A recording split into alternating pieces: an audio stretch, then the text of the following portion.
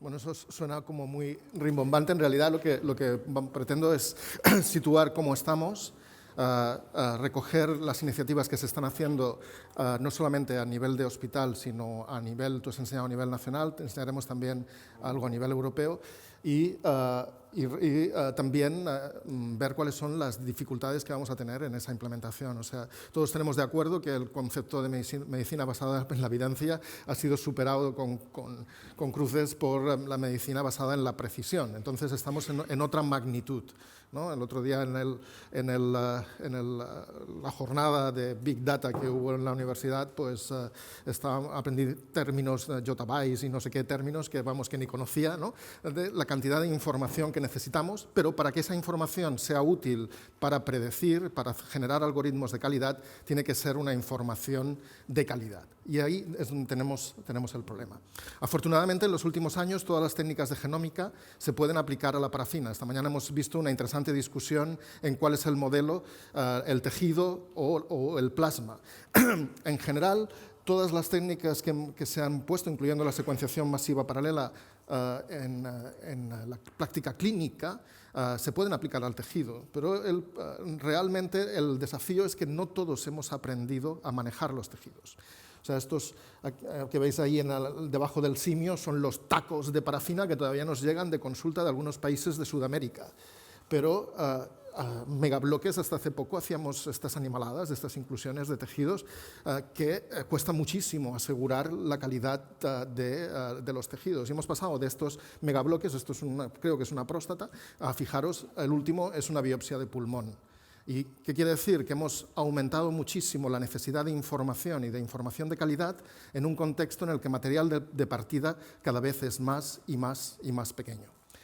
Pero, y esto tiene un impacto. Cuando esta mañana hablábamos de los índices de fallo que hay en Estados Unidos, no solamente ya de los pocos pacientes que se analizan, sino de los que se analizan cuántos fallan, una parte importante tiene que ver cómo manejamos los tejidos. Y eso es algo que se puede aprender. O sea, estos son datos del Instituto Nacional del Cáncer francés, por desgracia no hay datos españoles, pero aproximadamente para un biomarcador, he cogido pues, los más habituales en cáncer de pulmón, por ejemplo, pues hay un índice entre un 4 y un 7% de fallos simplemente porque el tejido se ha agotado o simplemente porque hemos convertido el DNA de nuestro paciente, que le hemos hecho una criobiopsia en un contexto, digamos, sanitario complejo y hemos reducido el DNA de ese paciente a peor que el DNA de una momia. Y cuando digo el DNA de una momia, lo digo con conocimiento, porque en el servicio hemos tenido unas cuantas momias y hemos sido capaces... no te miro a ti por nada, ¿eh? O sea, digo...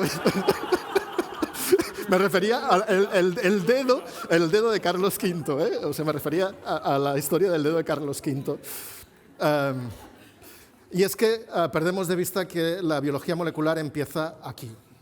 Esto es una foto que me pasó Franco Visinone, de una compañía preanalítica de Milestone, que se fue a fotografiar los servicios de anatomía patológica del mundo, y no os enseño la siguiente, porque la siguiente era el laboratorio de inmunistoquímica y patología molecular. Era como salir de la Edad Media y entrar en el siglo XXI, ¿no? O sea, algo realmente impresionante. Esta mañana hemos estado hablando de tecnologías con sensibilidades de 0.01. ¿Qué DNA alienígena puede haber en esa mesa cuando yo coja una biopsia de un paciente para hacer un procesado? Pero la solución existe. Este es el laboratorio en el 2018 en el que, en unos momentos muy difíciles, en que nos costó mucho y con el apoyo de la dirección tanto del hospital como del CDB, pues conseguimos actualizar toda nuestra preanalítica de manera que nuestras biopsias de rutina tienen una calidad de 400-600 pares de bases.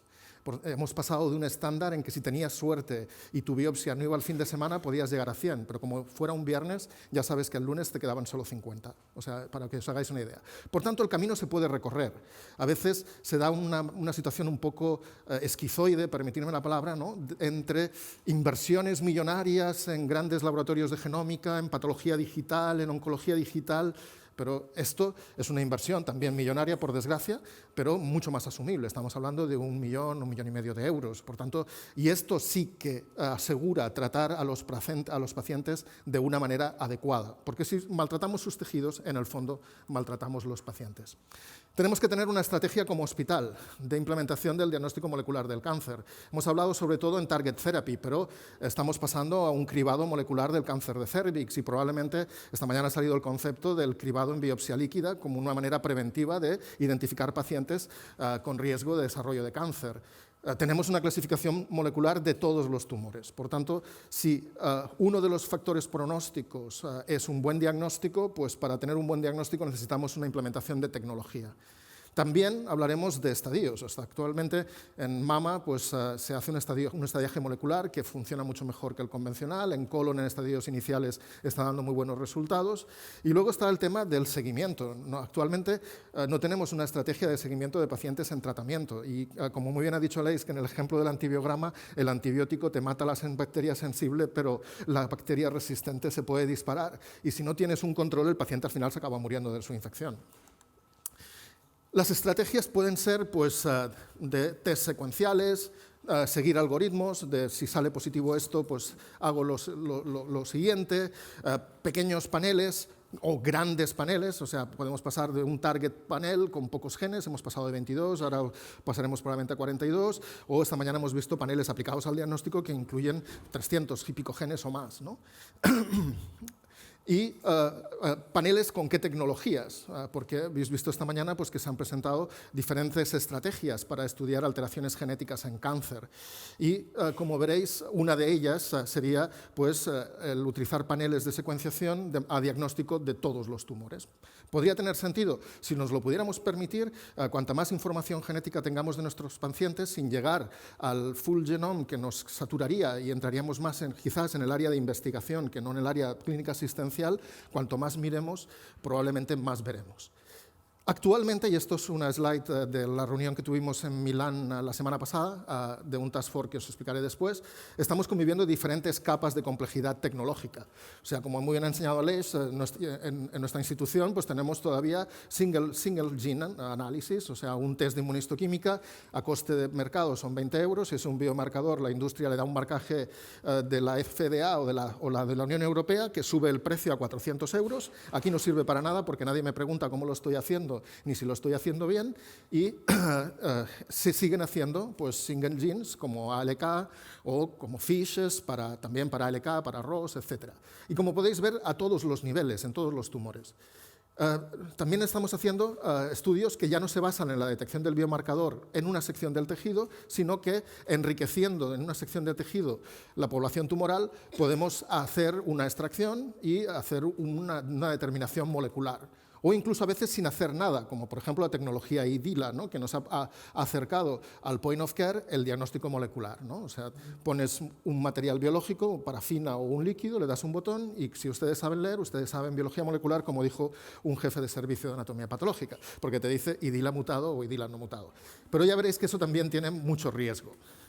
Y luego tenemos paneles con firmas más complejas que todavía no tenemos claro cuál es la mejor opción o la opción que nos podemos permitir. Y eso es parte de la discusión de hoy.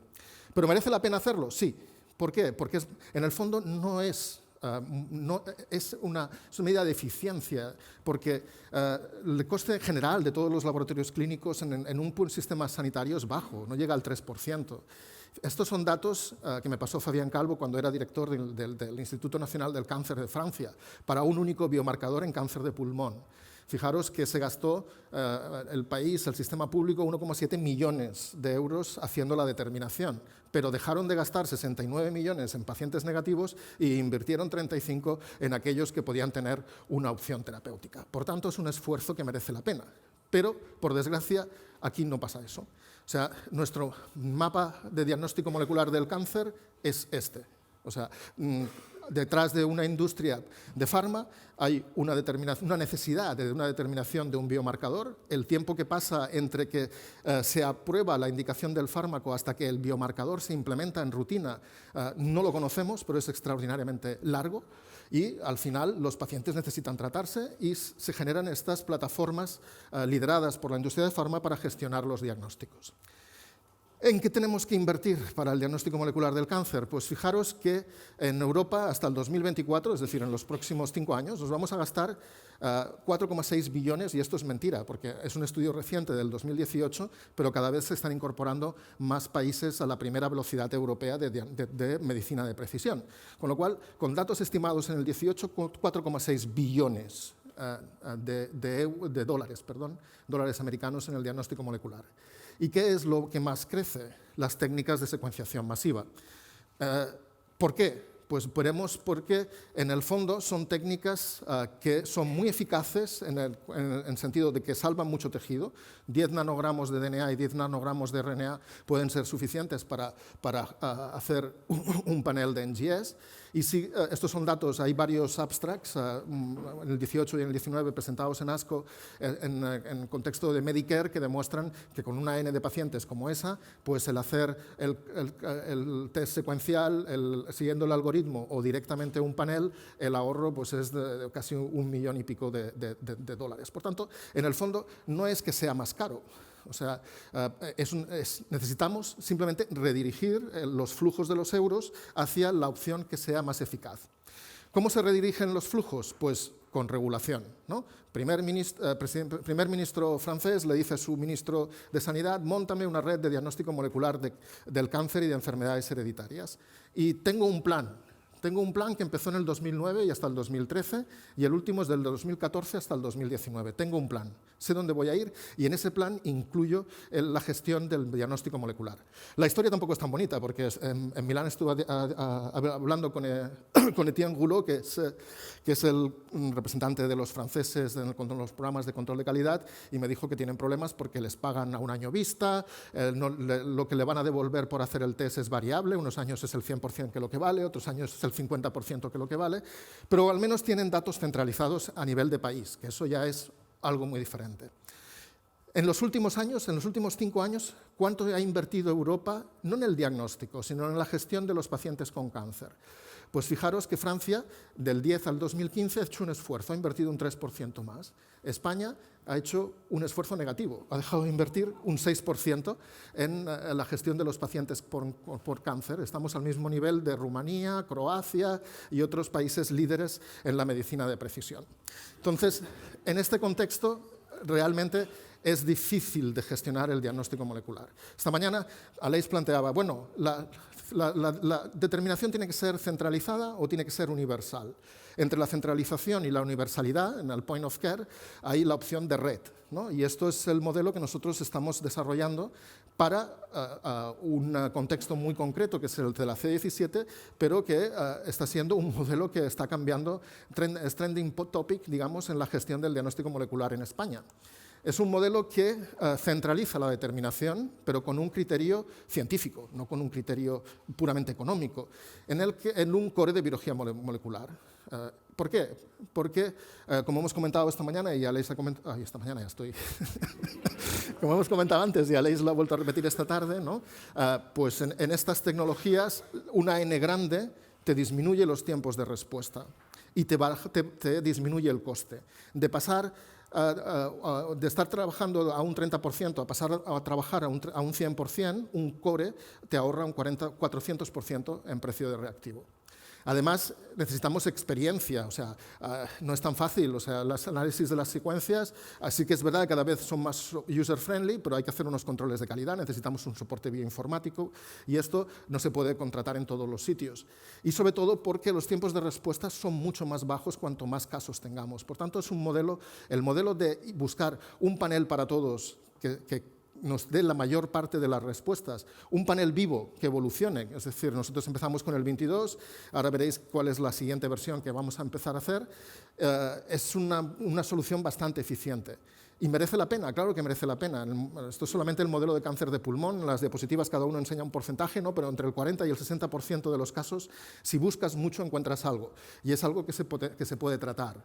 Por tanto, nosotros hemos hecho el esfuerzo ahora, al menos para este modelo, y vamos a plantear a ver si lo podemos universalizar para el resto de tumores, un test que está validado por la FDA, que es un test DNA y RNA, y que nos da un único panel, nos da respuesta a muchos. Obviamente el test perfecto todavía no lo tenemos, y mucho menos el test que nos podemos permitir. Esto, si lo hacemos lo ampliamos a más modelos tumorales, probablemente la negociación del coste por reactivo y los tiempos de respuesta bajarán considerablemente.